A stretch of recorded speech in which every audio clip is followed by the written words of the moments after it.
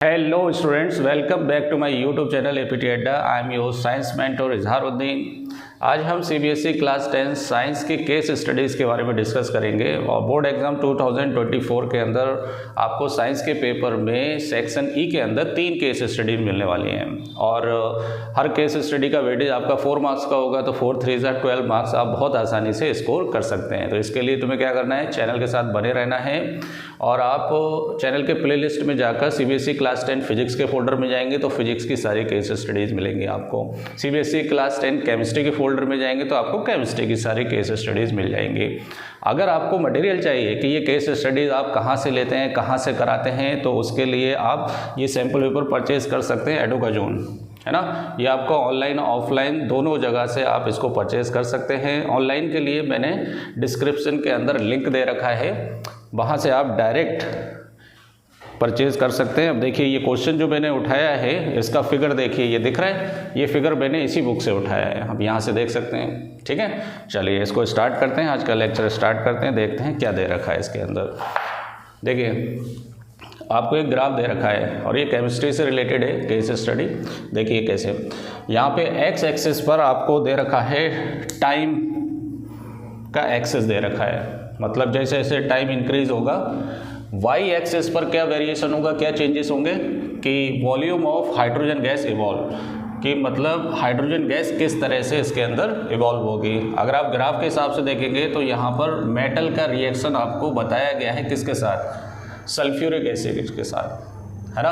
अब sulphuric acid का reaction आपको मेटल X के साथ कराना है, मेटल Y के साथ कराना है, मेटल Z के साथ कराना है। अब ये मेटल अननोन है, इन्हीं के बारे में क्वेश्चन किया गया होगा, तो बाद में डिटेल में बात करेंगे कि ये क्या कहना चाह रहा है। पहले ग्राफ को रीड करना सीखिए। एक्स एक्सिस पर चेंज हो रहा है किसका, टाइम का, वाई एक्सिस पर चेंज हो रहा है हाइड्रोजन गैस के एवोल्यूशन का, कि कौन से मेटल के साथ हाइड्रोजन गैस ज़्यादा इवॉल्व होगी और किसके साथ कम होगी। तो अगर आप यहाँ पे नोटिस करेंगे तो Z के साथ हाइड्रोजन गैस कम इवॉल्व होगी, है ना। जब किसी मेटल Z का रिएक्शन किसके साथ कराएंगे, H2SO4 के साथ, और मेटल Y का रिएक्शन जब कराएंगे किसके साथ, H2SO4 के साथ, तो इससे ज़्यादा गैस इवॉल्व होगी Z वाले से, लेकिन कम इवॉल्व होगी किससे, X वाले से। तो पहले तो ये दिमाग के अंदर हमें ग्राफ को रीड करना आना चाहिए और इस रिएक्शन को हम बोलते हैं रेट ऑफ रिएक्शन। तो ये कुछ एक केस स्टडी दे रखी है और ये चैप्टर आपका मेटल एंड नॉन मेटल से लिया गया है। अब जहाँ मेटल की बात आती है तो आई वुड सजेस्ट कि आप रिएक्टिविटी सीरीज़ याद करिए, क्योंकि मेटल और नॉन मेटल वाले चैप्टर से जो भी क्वेश्चन आने वाला है वो रिएक्टिविटी सीरीज़ को ही लेकर आएगा।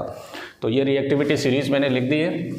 यहाँ से रिएक्टिविटी ऊपर से नीचे क्या हो रही है, डिक्रीज़ हो रही है। सबसे ज़्यादा मोस्ट रिएक्टिव कौन होता है, पोटेशियम, उसके बाद सोडियम, कैल्शियम, मैग्नीशियम, एल्यूमिनियम, है ना, कार्बन, जिंक। अगर इसका तुम्हें शॉर्टकट चाहिए तो मैंने स्क्रीन पे लगा रखा है, आप इसको डायरेक्ट यहाँ से याद कर सकते हैं। क्या है, please stop calling me a careless zebra, instead try to learn how copper shapes gold. इस तरह से आप इसको याद कर सकते हैं, उसमें सारे शॉर्टकट मैंने लिख रखे हैं, वहाँ से आप डायरेक्ट याद कर सकते हैं। अगर आपने किसी और तरीके से याद किया तो नो इशू।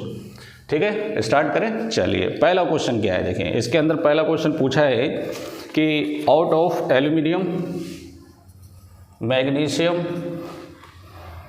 एंड आयरन, ये 3 आपको एलिमेंट दे रखे हैं इनके हिसाब से, एक्स वाई जेड के हिसाब से। इसने पूछा है कि विच विल रिप्रेजेंट जेड, इनमें से कौन सा एलिमेंट Z होगा, और support your answer with valid reason, और इसका तुम्हें प्रॉपर रीज़न भी बताना है कि इसमें से ये कौन सा होगा Z। अब देखो Z को हम कैसे पहचानेंगे, Z को हम ऐसे पहचानेंगे क्योंकि यहाँ पर हाइड्रोजन गैस जो है वो सबसे कम इवॉल्व हो रही है, लीस्ट इवॉल्व हो रही है, और लीस्ट इवॉल्व तभी होगी जब ये लीस्ट रिएक्टिव होगा।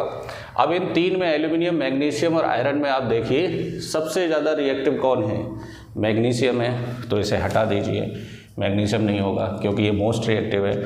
उसके बाद उससे कम रिएक्टिव कौन है, एल्यूमिनियम है, इसे भी हटा दीजिए, और सबसे इन तीनों में कम रिएक्टिव कौन है, आयरन है, तो इसका आंसर क्या होगा, आयरन होगा। आप देख रहे हैं क्वेश्चन का लेवल देखिए, आपको ज़्यादा लिखने की ज़रूरत नहीं है। केस स्टडीज़ के अंदर आपको क्या करना है, अपने सारे कॉन्सेप्ट को क्लियर करना है और जो लॉजिकल चीज़ें आपको बताई जाती है उसको लर्न करना है, और क्वेश्चन डेफिनेटली केस स्टडीज़ के आपको तभी लगा पाओगे जब आपकी सारी चीज़ें क्या होंगे, क्लियर होंगे। तो आप बने रहें चैनल के साथ, सारी केस स्टडीज़ की प्रैक्टिस करिए, ऑफलाइन परचेज़ कीजिए, ऑनलाइन परचेज़ कीजिए एडुकाजोन को, उससे आप प्रैक्टिस करिए क्योंकि उसके अंदर केस स्टडी का लेवल बहुत ही अच्छा दे रखा है, बोर्ड से बिल्कुल मिलता जुलता है। अब देखिए इसका आंसर क्या हो गया, आयरन।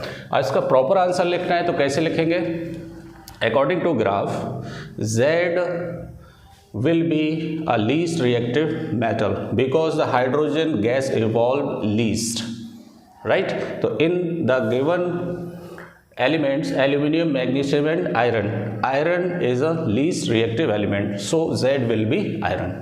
That's all, इसका आंसर हो गया।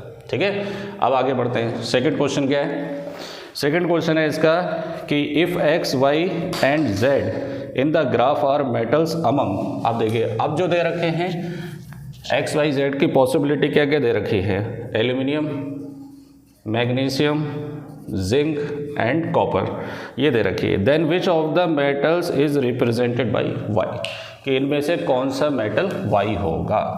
ठीक है, अब बताइए ग्राफ के थ्रू आपको रीड करना आना चाहिए। देखो वाई जो है X से कम रिएक्टिव होगा लेकिन Z से ज़्यादा रिएक्टिव होगा। आरी बात समझ, तो हमें Y को किस तरह से करना है कि जो मोस्ट रिएक्टिव एलिमेंट है उससे कम रिएक्टिव लेना है अपने को, राइट, तभी वो क्या कहलाएगा, Y कहलाएगा, क्योंकि Y में जो गैस इवॉल्व हो रही है that is less compare to X। अब सबसे ज़्यादा रिएक्टिव कौन सा है वो देखिए। अब इसमें सबसे ज़्यादा रिएक्टिव जो है वो आपका मैग्नीशियम है। कौन है, मैग्नीशियम। तो ये तो होगा नहीं, लेकिन जो मैग्नीशियम से नीचे होगा वो होगा। तो मैग्नीशियम से नीचे कौन है, एल्यूमिनियम है। तो इसका आंसर कौन हो गया, एल्यूमिनियम हो गया। क्योंकि बाकी के आप जिंक देखेंगे, कॉपर देखेंगे तो वो दोनों ही क्या हैं, लीस्ट रिएक्टिव है ना। चलिए आगे बढ़ते हैं। अब इसके अंदर एक क्वेश्चन और है कि जब मैग्नीशियम रिएक्शन करता है सल्फ्यूरिक एसिड के साथ, राइट, तो वो कह रहे हैं कि हाइड्रोजन गैस इवॉल्व होती है। तो देखते हैं, बिल्कुल इवॉल्व होती है। क्या फॉर्मूला बनेगा ये, MgSO4 + H2। कौन सी गैस इवॉल्व हो रही है, हाइड्रोजन गैस। लेकिन जब मैग्नीशियम का रिएक्शन हम HNO3 के साथ कराते हैं, नाइट्रिक एसिड के साथ, बहुत इंपॉर्टेंट क्वेश्चन है। देखिए इसको जब मैं एक्सप्लेन करूंगा ना तो इसमें बहुत सारी चीज़ें आप लिख लीजिए, क्योंकि हो सकता है क्वेश्चन को दूसरी तरीके से पूछा जाए। इसके अंदर जो क्वेश्चन दे रखा है वो क्वेश्चन ये है कि ये बहुत ही ज़्यादा डाइल्यूट है ना, वेरी डाइल्यूट। डाइल्यूट से भी काम नहीं चलेगा। वेरी डाइल्यूट का मतलब लगभग मान लो इसके अंदर 5% क्या है, HNO3 की कंसंट्रेशन है। कितने परसेंट, 5%। तो ये तो बहुत ही ज़्यादा डाइल्यूट हो गया।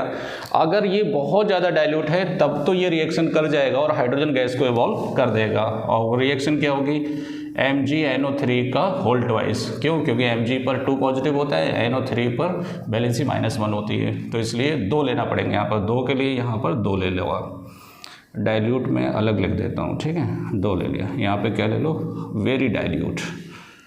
क्लियर। और प्लस क्या निकल जाएगा, हाइड्रोजन गैस। तो ये तो इसका आंसर हो गया। लेकिन अगर ये बहुत ज़्यादा डाइल्यूट नहीं है तो क्या होता है, तब उस केस में हाइड्रोजन गैस इवॉल्व नहीं होती है। तब हम ये कह सकते हैं कि जब भी किसी मेटल की रिएक्शन HNO3 के साथ कराई जाती है, क्योंकि ये बहुत ज़्यादा रिएक्टिव होता है, हाईली रिएक्टिव होता है ना, कौन, HNO3, तो ये क्या कर देता है, ऑक्सीडाइज कर देता है। हाइड्रोजन गैस की जगह इसमें ऑक्सीजन को और ऐड कर देगा। तो एक तो प्रोडक्ट क्या बनाएगा, ये H2O बनाएगा, और बाकी के नाइट्रोजन के ऑक्साइड बनाता है। तो नाइट्रोजन के ऑक्साइड बहुत सारे होते हैं, एक NO होता है, एक N2O होता है और एक क्या होता है, NO2 होता है। ये सारे प्रोडक्ट बनाएगा किस केस में, अगर ये बहुत ज़्यादा क्या है, वो तो होता ही है बहुत ज़्यादा रिएक्टिव, है ना। लेकिन हमें जो क्वेश्चन दे रखा है वो ये दे रखा है कि ये बहुत क्या है, लीस्ट रिएक्टिव है, मतलब बहुत ज़्यादा क्या है, डाइल्यूट कर दिया गया है इसको। और डाइल्यूशन आपको मालूम ही है, आप वाटर के अंदर कंसंट्रेशन अगर पानी की ज़्यादा है और HNO3 की कम है तो बहुत ज़्यादा क्या हो जाता है, डाइल्यूट हो जाता है। तो बने रहे एपीटी अड्डा के साथ और प्रैक्टिस करिए केस स्टडीज़ की। आई होप सो कि आप आने वाले एग्ज़ाम के अंदर अच्छा स्कोर करेंगे। और आप मैथ्स के, साइंस के, दोनों ही अगर आपको प्रैक्टिस करना है तो चैनल के प्लेलिस्ट में जाइए। सारे फोल्डर के अंदर मैंने जितना भी मटेरियल, आपका स्टडी मटेरियल सब चढ़ा रखा है।